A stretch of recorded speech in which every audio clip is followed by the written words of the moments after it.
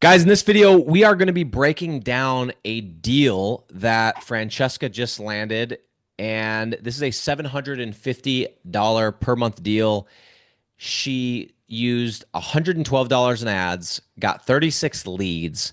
And this was over the course of 7 days that she was able to pull this off. So I want to ask her some questions. I want to break this down for you guys and hopefully add some value so that you guys can pick up some of the things that she's been able to do to successfully land and consistently land deals over the past few weeks. But this one was particularly impressive because it didn't require much in terms of ads. It was a 7 day window, and she got an insane amount of leads. So, Francesca, let's break down this deal. Can you confirm all of that? That's all sound pretty accurate? Yes, so it was a little less than a week. It was 6 days. Okay, so Um, let's break this completely down. So you set the I think I went through to looked at when the ads were set up. I think you started running them on a Thursday mhm. or something like that. Maybe no, it was a Friday and then you closed it the next Thursday. Does that sound right? Yes. Okay. So you got the ad set up on a Thursday, and did you send any leads over the weekend, or did you leads came in over the weekend, but it was Monday that you finally sent the leads? No, I sent them in. I sent the leads over as soon as we got them. Okay, cool. So how quickly did leads come in? Um, I want to say the next day. I don't know, like exactly, if it was like, Hours or whatever, but it was yeah, like morning or afternoon, but definitely the next day I saw leads come in, okay. which is happens sometimes, but not necessarily all the time. And then, Have you been seeing though I think that the answer is yes, but in my experience, correct me if I'm wrong, we've been seeing leads come in a lot faster with Facebook ads rather than Google ads. oh yeah, yes, definitely faster than Google Ads. This particular campaign had a lot. It wasn't just like one lead the next day. I think I don't remember how many leads like we got the following day, Okay. but I remember after 2 days, which was over the weekend, I kind of glanced over and I was confused because I saw so many. I think we hit over 10 leads in like 2 days. Insane. The average cost per lead, I think we ended up finding out was like $3.25, or maybe it was a little higher. I don't know, but it was absolutely insane. So here's what's interesting, and I don't know. We're probably not going to get into the exact niche, but I want to give you guys a little bit of a teaser on the niche. What was interesting is when I looked at the deal, because the contract came through and I was confused. And Francesca has this funny habit where she doesn't like to talk about like getting deals. She just gets them and then she likes to tell me, which is cool. But I like to also know. So she gets the deal and it says Phoenix. And you remember what I said to you? I was like, did you do the due diligence? Did you actually look Mhm. at Phoenix? By the way, I guess I just realized that somebody who was watching this video had never even heard of this model. They're probably super confused. They might have clicked off by now. Guys, we're talking about digital real estate. We're talking about building websites, ranking them on Google and renting them out. And that's what when we say deal, Francesca did this in a week without even building a website, was able to land a client that's paying us $750 a month with a contract on file, with a credit card on file, and we're going to be netting a ton of this money. So back to Phoenix. I remember asking you that question, right? And you said, well, yeah, it is Phoenix because we're doing a sub niche of the niche. And without saying it, this is what I thought was very interesting is I commonly say go into boring niches to get your first few deals, right? You've heard me say that, Francesca, right? For concrete, trees. Because if you go into boring niches, you can just safely assume all the big cities are going to be off the market because everyone's going to be targeting the big ones, right? If it's Nevada, it's Las Vegas. If it's Utah, it's Salt Lake. If it's Texas, it's Dallas. So when I saw Phoenix, I was like, that doesn't make any sense. But what she did that was interesting, guys, and this is something that I talked about at length on my group call inside of Digital Landlords on Tuesday, is that she took a boring niche, okay, and she did a sub niche of the boring niche. So if you just target, let's just use an example that's not this one. If we just target artificial grass, we're going to have to go into a pretty boring city like a St. George, a Bentonville, Arkansas, these kind of things. We're not going to be able to go into Las Vegas, Nevada. It's going to be tough. Definitely not Phoenix, right? We're going to have to go into Queen Creek instead of Phoenix. However, let's just say we went into a sub niche of artificial grass, which was turf cleaning. Now, I don't think turf cleaning is a good niche because it doesn't really check all the boxes. It's not high ticket enough, whatever. But it's like going into turf cleaning. Now, if we have a website just built for turf cleaning, there's probably no one that has just a turf cleaning website. And if they do, it's probably not that great. And there's not that many competitors. So now the whole country opens up. So, did you mean to target that sub niche or was it kind of on accident? By the way, we're just because this is new and we want to make sure that this does really well and probably land 5, 6, 10 deals. We're probably not going to share that yet, but I'm trying to get your wheels spinning.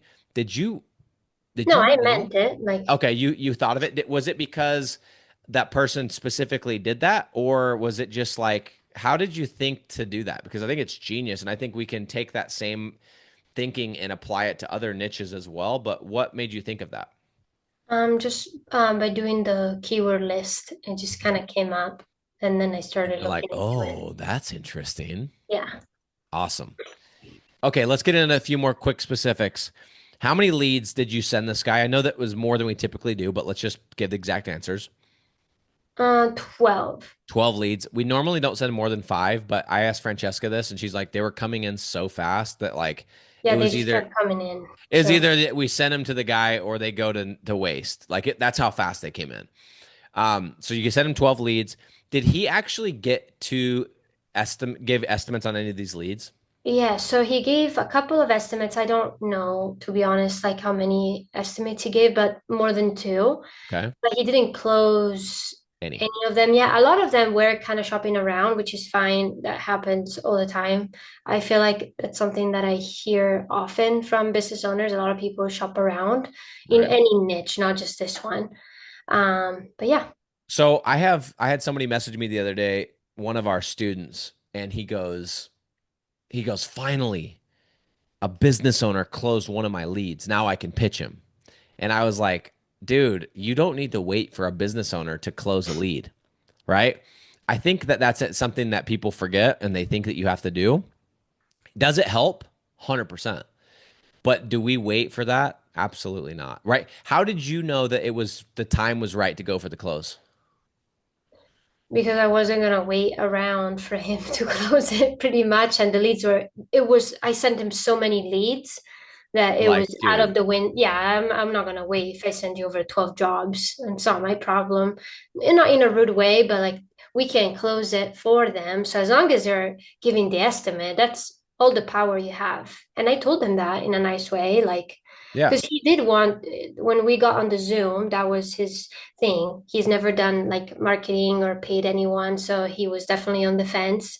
And that's something that he said. He goes, well, let's wait and see if I can close some of them, or one of them. Let's see how it goes. And I was like, well, what exactly do you mean by that? I always say that because I want them to like explain. re-say that and hear how demanding that can be, like Right. for me to wait and keep giving you free jobs. And then I said, well, we can't really keep giving them to you. And I don't really want to, I don't think it makes sense to stop giving you the jobs. So how about we just kind of get a deal together and we get going and then you actually close them. It's kind of like because giving someone free leads is kind of like this Costco sample thing where they give you it's almost like going to the little old lady at Costco and she's like, "Well, the bag of whatever of chicken tenders is $20." And you're like, well, why don't you just keep giving me chicken tenders until I'm full and then I'll decide to buy the bag? It's like, doesn't work like that, dude. Here's a little sample. It tasted great. You know it did. Now you got to buy the bag, right? So I think sometimes, and that's so he brought that up on the call and he's like, hey, let's wait for it to close one, like kind of was insinuating that we should do that. At the end of the Zoom. Oh, wow. So how did you so you basically just let him restate it and then you're like essentially it was like it's now or never, brother. Let's go. Yeah, I didn't say it like that, Yeah, but but I mean in your own yeah, way, that's basically what you yes. said. Yeah, Mhm. no, I don't I don't think you would say that. But everyone I'm just saying that's kind of the tone is like, hey, it's like if you don't want to move forward, we're going to move on. Yeah, and I notice a pattern when stuff like that happens, you don't need to come up with an elaborate story. Just ask them questions. I feel like whenever they say that, and then I say, okay, can you run me through that? And you have them go over it, they realize that what they're asking is it's a little unrealistic. So just Right. let them talk more instead of trying to impose yourself. Sometimes that helps. The other thing too that I found interesting, so this person had never paid for advertising before. Did you decide to call this person because it was like the first person that said yes, or why did you send them to this person? I mean, you closed them, but typically we like to target people who are already paying for advertising. Why did you choose this person? I've never even asked you this question. I'm curious. Yeah, because the other ones, they just, when you hook them, you kind of get a sense of who The you're other talking business to. owners you called? Yes. Okay. And he was just the nicest one. He was the one that was more open to it. Um, I just felt like he was the better fit, even though obviously you don't know them and that could Right. change. And a lot of Interesting. business owners don't even answer. So, Yeah, well, I mean, at the end of the day, I'm glad that I'm happy you closed the deal. I don't really care. It's just easier typically. So I'm curious why you did that, but awesome job. Here's the other interesting thing. Some of you guys are like, well, it's only 750 bucks a month. Well, let's keep context here that the house I'm sitting in right now that I put $80,000 into, if I rented this out tomorrow, we did the math, I'd make like $200 of net profit. Okay. That's an $80,000 investment down payment for $200. So $750 compared to what you're getting out there is phenomenal. Now, is it all profit? No, but here's what's crazy is we're getting so many leads. We spent $112, got 36 leads. So even if we only spend $200, we're probably going to get 60-ish leads for $200, which means we're going to net $500 in our pockets. I know there's deals we have that we've got for 1,500 and we've had to spend 1,000 on ads and we still aren't getting near that many leads, right? So don't like it's what goes in your pocket, not what comes into your bank or what comes on into your books, I guess, is what's important, right? So phenomenal job. Anything you would have done different? no, I feel like I I mean, it handled it sounded well. pretty textbook to me. Yes, because I knew there was also an option that, because he told me at the beginning that he never paid for leads and stuff like that. So I knew that was going to come up. So I feel like I prepared enough. I love it. And we're going to run this same strategy, sub niche of a boring niche, and see if we can get this a couple times.